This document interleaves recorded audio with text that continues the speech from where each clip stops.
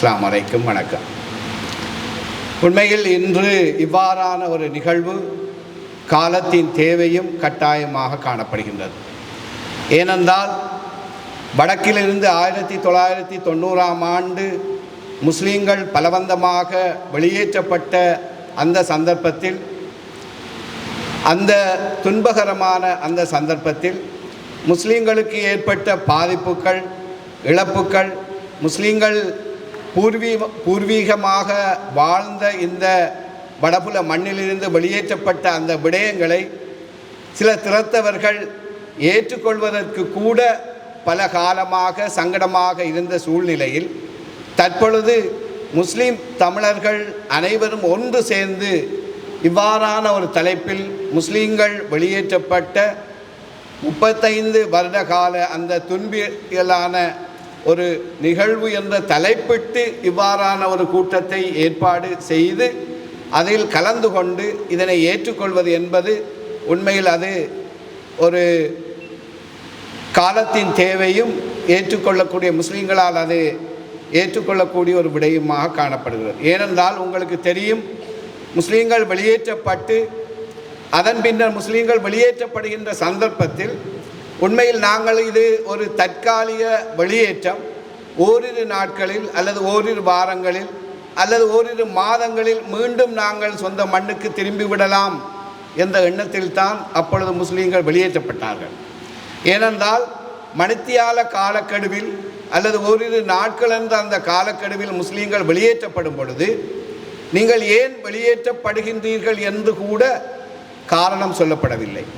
அதே போன்று வெளியேற்றப்பட்ட முஸ்லீம்களுக்கு நாங்கள் ஏன் வெளியேற்றப்பட்டோம் என்ற காரணம் கூட சிலவேளை நான் நினைக்கின்றேன் இன்று வரை தெரியாமல் இருக்கிறது. இவ்வாறான சந்தர்ப்பத்தில் எந்த திறத்தவர்கள் முஸ்லீம்களை வெளியேற்றினார்களோ அதே திறத்தவர்களின் தலைமைகள் முஸ்லீம்களிடம் உங்களுக்கு இடம்பெற்ற நிகழ்ந்த அந்த நிகழ்வு ஒரு துன்பியல் நிகழ்வு, இது உண்மையில் நடக்கக்கூடாத ஒரு நிகழ்வு.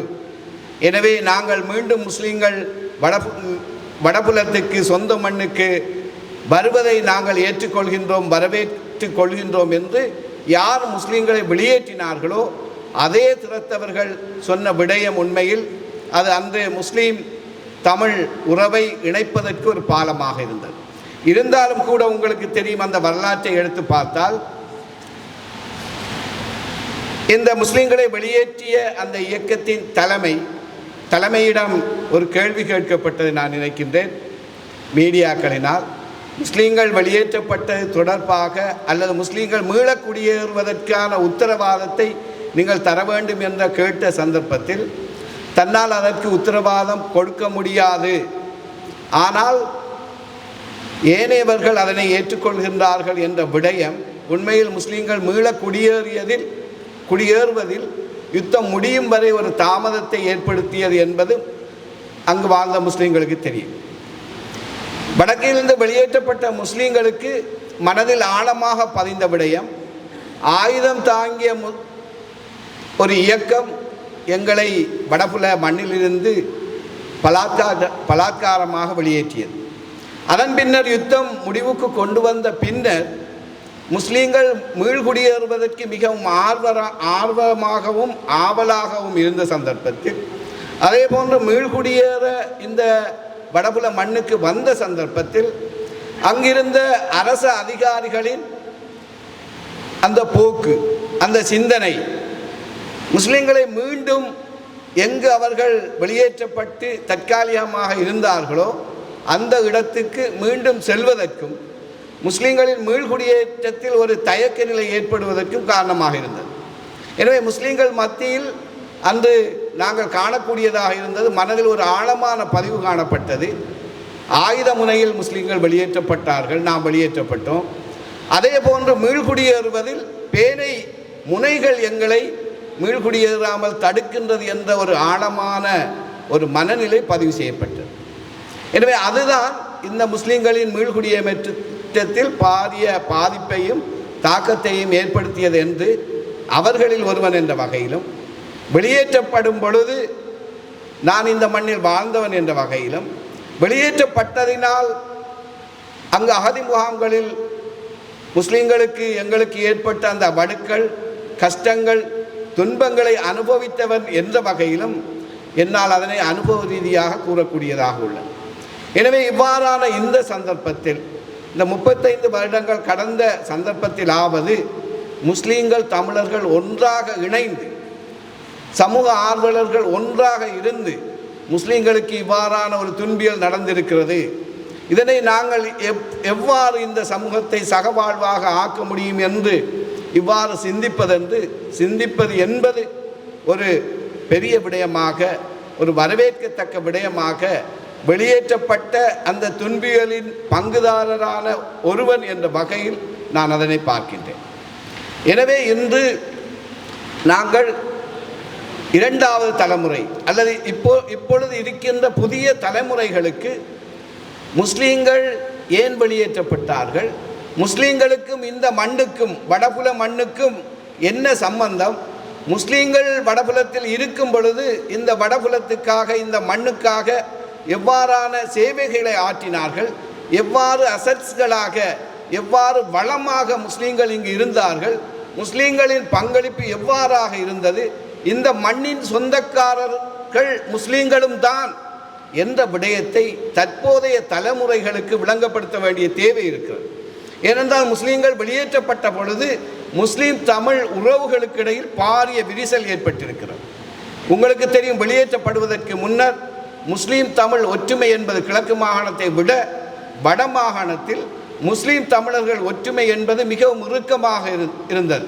கல்வி கற்கின்ற பாடசாலையாக இருக்கலாம், அல்லது தொழில் செய்கின்ற திணைக்களங்களாக இருக்கலாம், அல்லது தனியான தொழில் நிறுவனங்களாக இருக்கலாம், அல்லது தனியாக தொழில் செய்கின்ற இடங்களாக இருக்கலாம்.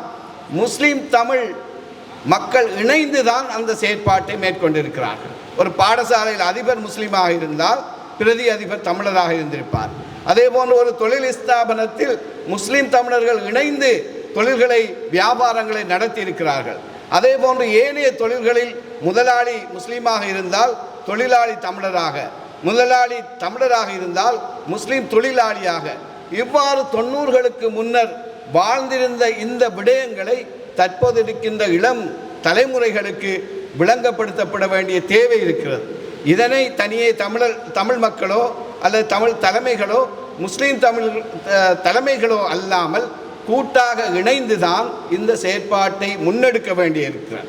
எனவே இந்த முஸ்லீம் தமிழ் இந்த உறவை புதுப்பிப்பது என்பது அது வெறுமனே நாங்கள் இவ்வாறான கூட்டங்களை நடத்துவதன் மூலமோ அல்லது அறிக்கைகளை இடுவதன் மூலமோ அல்லது பேச்சுகளின் மூலமோ அதை 100% பூரணமாக சாத்தியமாக்க முடியாது.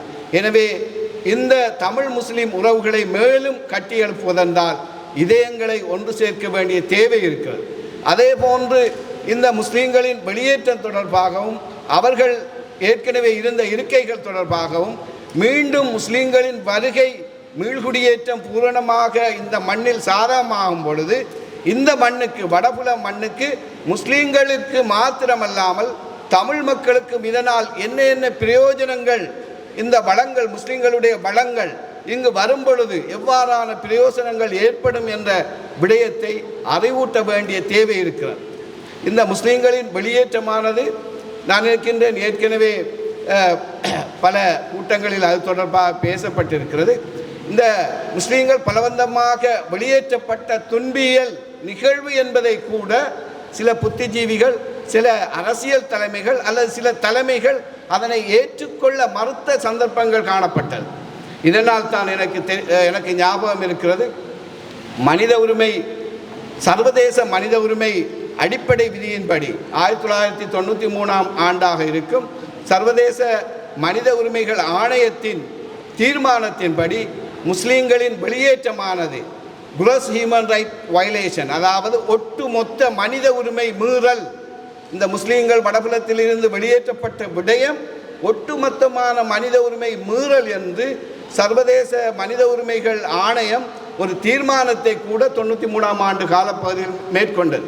இது ஏனென்றால் அந்த காலப்பகுதியில் 93ஆம் ஆண்டு அந்த வெளியேற்றப்பட்ட 90, 95 அந்த காலப்பகுதியில் முஸ்லீம்கள் வெளியேற்றப்பட்டதை நியாயப்படுத்துகின்ற ஒரு திறத்தவர் காணப்பட்டார்கள்.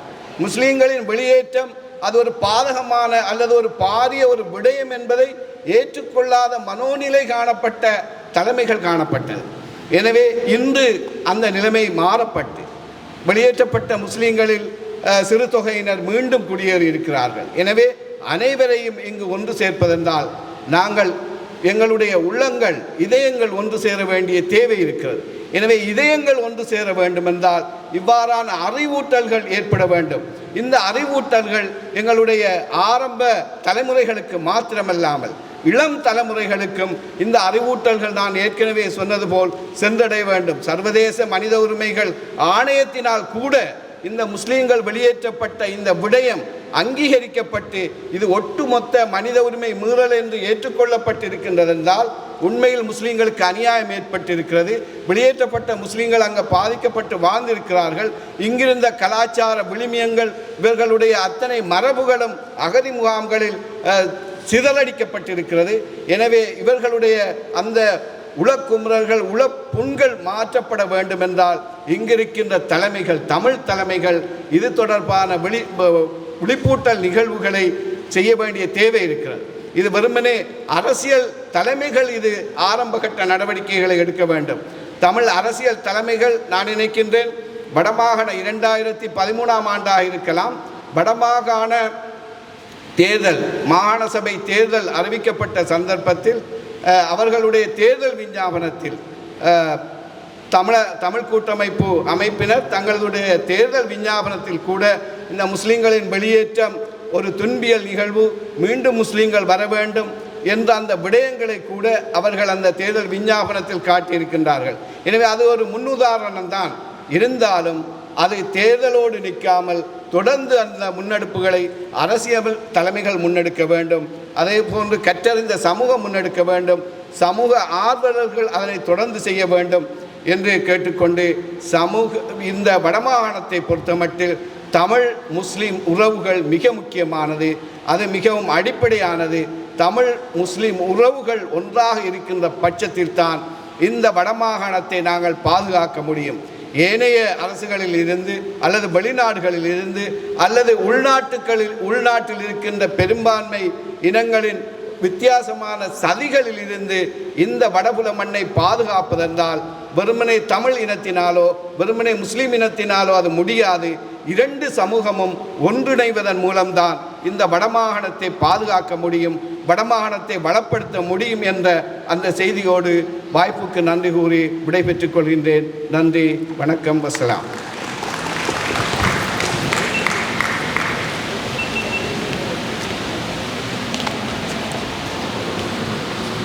கடந்த கால கசப்பான அனுபவங்களை தாண்டி வடக்கில் தமிழ் முஸ்லீம் சமூகங்கள் ஒன்றிணைய வேண்டும் என்ற கருத்தினை வலியுறுத்தி சென்று சிறப்புரை ஆற்றிய சிரேஷ்ட சட்டத்தரணி முன்னாள் பாராளுமன்ற உறுப்பினர் ஹுனைஸ் ஃபாரூக் அவருக்கு எமது மனப்பூர்வமான நன்றியை தெரிவித்துக் கொண்டு அடுத்த சிறப்புரையினை ஆற்றுவதற்காக சட்டத்தரணி அரசியல் ஆய்வாளர் சமூக விஞ்ஞான ஆய்வு மையம்